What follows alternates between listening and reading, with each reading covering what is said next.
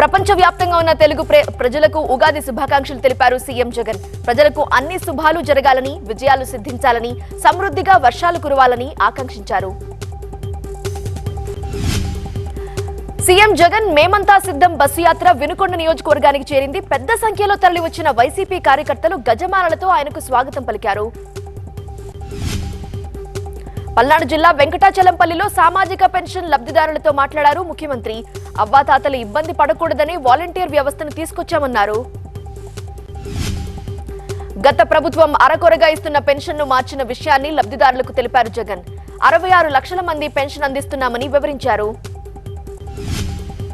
ఇవాళ ప్రజాగళం యాత్రకు విరామం ఇచ్చారు టీడీపీ అధినేత చంద్రబాబు. ఉదయం 9:30 గంటలకు ఉండవల్లి నుండి హైదరాబాద్ రానున్నారు.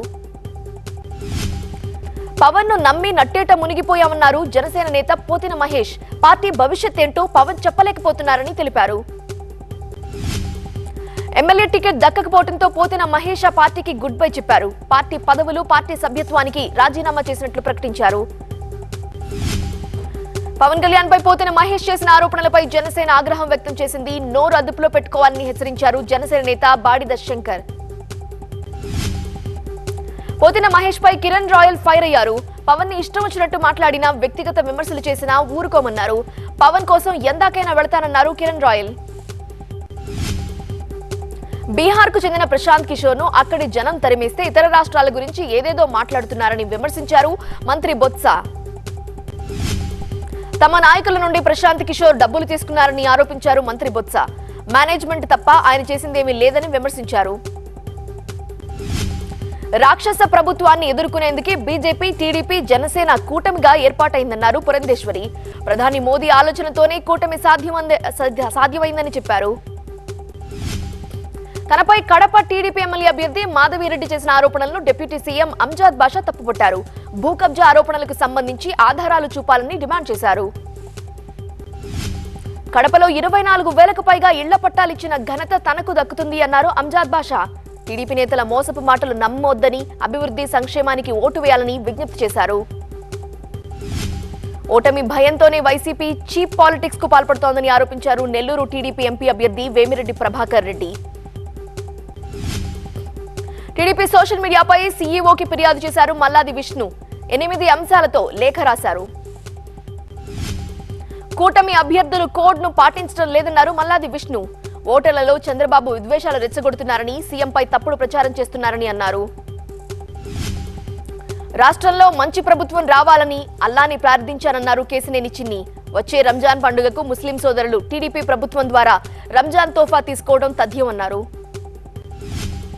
కూటమి ప్రభుత్వం అధికారంలోకి రాగానే విజయవాడ పశ్చిమ నియోజకవర్గంలో హజా హౌస్ నిర్మాణాన్ని పూర్తి చేసి చూపిస్తానన్నారు సుజనా చౌదరి.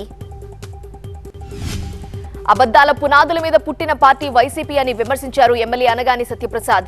జగన్ కి ఓటమి భయం పట్టుకుందన్నారు ఆయన. జూన్ 4న తనను తరిమి కొడతారో, చంద్రబాబును ఈ రాష్ట్రం నుండి తరిమి కొడతారో చూద్దాం అన్నారు మంత్రి జోగి రమేష్. పూర్తి మద్యపాన నిషేధం చేశాకే ఓట్లు అడుగుతానన్న సీఎం జగన్ మాట తప్పారని ఏపీసీసీ చీఫ్ షర్మిల విమర్శించారు. ఏపీకి చేరుకున్నారు ఎన్నికల ప్రత్యేక పోలీస్ పరిశీలకులు దీపక్ మిశ్రా. గన్నవరం విమానాశ్రయంలో ఆయనకు స్వాగతం పలికారు కృష్ణా జిల్లా కలెక్టర్ డీకే బాలాజీ. కొడంగల్లో కాంగ్రెస్ నాయకులతో సమీక్షా సమావేశం నిర్వహించారు సీఎం రేవంత్ రెడ్డి. కాంగ్రెస్ అభ్యర్థిని 58,000 ఓట్ల మెజార్టీతో గెలిపించాలని నేతలకు చెప్పారాయన. డీకే అరుణ వల్ల జిల్లాకు ఎటువంటి ప్రయోజనం దక్కలేదని ఆరోపించారు సీఎం రేవంత్. 10 ఏళ్ల అధికారంలో ఉన్న కేసీఆర్ కొడంగల్లో డబుల్ బెడ్రూమ్ కూడా కట్టించలేదన్నారు.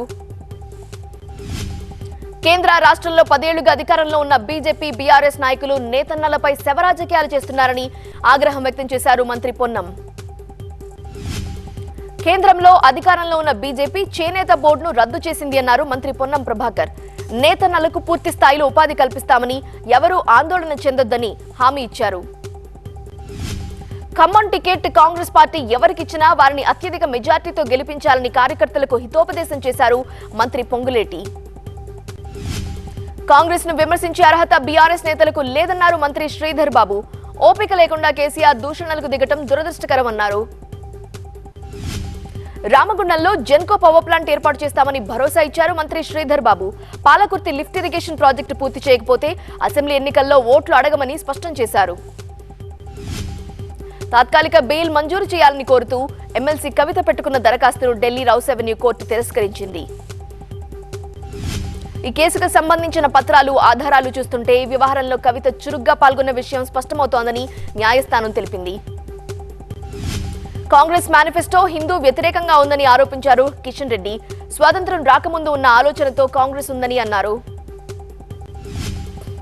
జీఎస్టీని రద్దు చేస్తామని, కుంభకోణాలను ఎంకరేజ్ చేస్తామని కాంగ్రెస్ మాట్లాడుతోందంటూ విమర్శించారు కిషన్ రెడ్డి. కాంగ్రెస్ పార్టీ ఏ రాష్ట్రంలోనూ 5 ఏళ్లకు మించి అధికారంలో ఉండదని, 5 ఏళ్లున్న వారు సెల్ఫ్ గోల్ చేసుకుంటారని విమర్శించారు హరీష్ రావు. కాంగ్రెస్ పై చీటింగ్ కేసు పెట్టాలన్నారు హరీష్ రావు. 100 రోజుల్లో 6 గ్యారెంటీలు అంటూ మోసం చేశారని అన్నారు. ప్రెస్ క్లబ్ ఆఫ్ హైదరాబాద్ భవనాన్ని అన్ని హంగులతో అద్భుతంగా నిర్మించిస్తామన్నారు మంత్రి కోమటిరెడ్డి వెంకటరెడ్డి. ప్రెస్ క్లబ్ లో ఏర్పాటు చేసిన ఇఫ్తార్ విందులో ఆయన పాల్గొన్నారు. అనేక ఆర్థిక ఆరోపణలు ఎదుర్కొంటున్న వెంకట్రామిరెడ్డి ఎంపీగా పోటీ చేయడానికి అనర్హుడని రఘునందన్ రావు అన్నారు. వెంకట్రామిరెడ్డిపై ఈసీకి ఫిర్యాదు చేశారు ఆయన. వెంకట్రామిరెడ్డి నిబంధనలను అతిక్రమించి 40 మంది ప్రభుత్వ ఉద్యోగులతో సమావేశం ఏర్పాటు చేశారని, ఆ ఉద్యోగులపై చర్యలు తీసుకోవాలని డిమాండ్ చేశారు రఘునందన్ రావు. చేవెళ్ల నుండి 3 లక్షల ఓట్ల మెజార్టీతో గెలుస్తారన్నారు బీజేపీ ఎంపీ అభ్యర్థి కొండా విశ్వేశ్వరరెడ్డి. రాష్ట్రంలో మోదీ వేవ్ నడుస్తోందన్న ఆయన గ్రామీణ స్థాయిలోనూ బీజేపీ బలంగా ఉందన్నారు. మోదీని ముచ్చటగా 3వసారి ప్రధానిగా చూడాలని దేశ ప్రజలు కోరుకుంటున్నారని చెప్పారు వరంగల్ బీజేపీ అభ్యర్థి ఆరూరి రమేష్. సీఎం జగన్ తో రాజశ్యామల సహస్ర చండీయాగ సంకల్పం చేయించి ఆశీర్వచనం అందించారు వేద పండితులు. 41 రోజుల పాటు చండీయాగం నిర్వహించనున్నారు. ప్రజాహిత పాలన చేస్తున్న సీఎం జగన్ కు విజయం సిద్ధించాలని ఆకాంక్షిస్తూ అరిమండ వరప్రసాదరెడ్డి, పడమట్ట సురేష్ బాబు ఆధ్వర్యంలో యాగం చేపట్టారు. సిఐడి కార్యాలయం దగ్గర డాక్యుమెంట్స్ తగలబెట్టడంపై ఈసీకి టీడీపీ నేతలు ఫిర్యాదు చేశారు. సిఐడి అధికారులు హెరిటేజ్ పత్రాలను ఎందుకు తగలబెట్టారో చెప్పాలని డిమాండ్ చేశారు. ఎమ్మెల్సీ జంగా కృష్ణమూర్తిపై అనర్హత వేటు వేయాలని కోరుతూ శాసనమండలి కార్యదర్శికి వైసీపీ ఫిర్యాదు చేసింది. పిఠాపురంలో పవన్ కి కొత్త ఇల్లు రెడీ అయింది. చేబ్రోలుకు చెందిన రైతు ఓదూరి నాగేశ్వరరావు నిర్మించిన భవనానికి ఇవాళ పవన్ గృహప్రవేశం చేస్తారని జనసేన నేతలు చెబుతున్నారు. వేంసూరు మండలంలో పర్యటన సందర్భంగా ఉపాధి హామీ పనులు చేస్తున్న కూలీలతో మాట్లాడి వారి సమస్యలు తెలుసుకున్నారు ఎమ్మెల్యే మట్టా రాగమయ్యి.